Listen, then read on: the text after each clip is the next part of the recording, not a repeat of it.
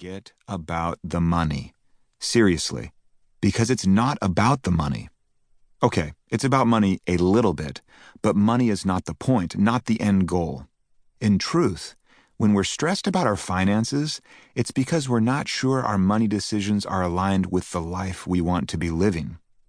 The question we need to ask ourselves isn't, can I or should I? It's, what do I want my money to do for me?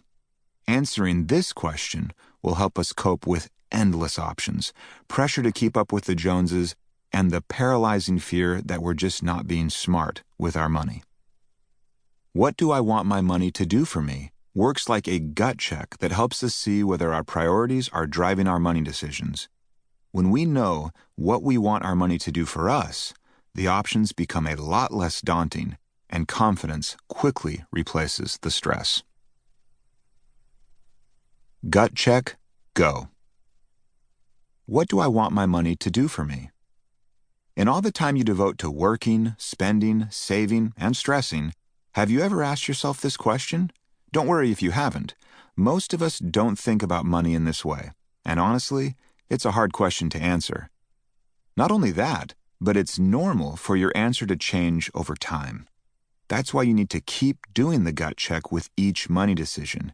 It will either confirm your priorities or open your eyes to necessary changes. Let me be clear.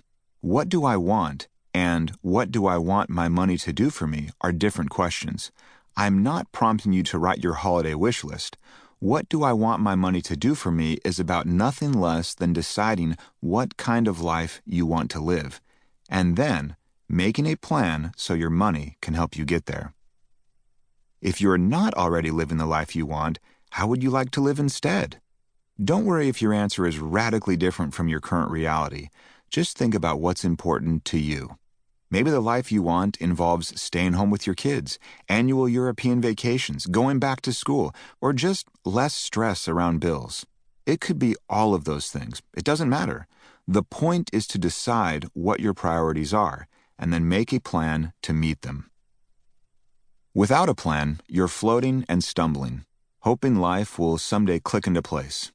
It's a lot like going to college and never choosing a major, maybe you did that, or going grocery shopping and grabbing random things on the shelf, hoping they'll add up to dinner. Maybe you do that. This is actually how many of us treat our money. It just comes and goes without much thought until suddenly we are stressed. And we often don't even realize we're stressing about money. Everything just feels overwhelming. The antidote to your money stress. That little life plan? It's actually a budget. Yes, a budget. You need one, I need one. We all need a budget, no matter how much money we have or don't have. You picked up this book, so you probably already know that, but the idea of budgeting may still scare you. If you're worried it will be too rigid, restricting, and unforgiving, it's time to look at budgeting from a different angle. Forget about the things you can't do with your money, I can't afford that trip, or the things you have to do with your money, I have to pay off my student loans.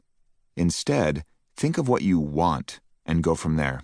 I want to take my family to Italy. I want to live debt-free. I want to hire a personal tutor to learn Italian. A budget lets you plan for all of these things.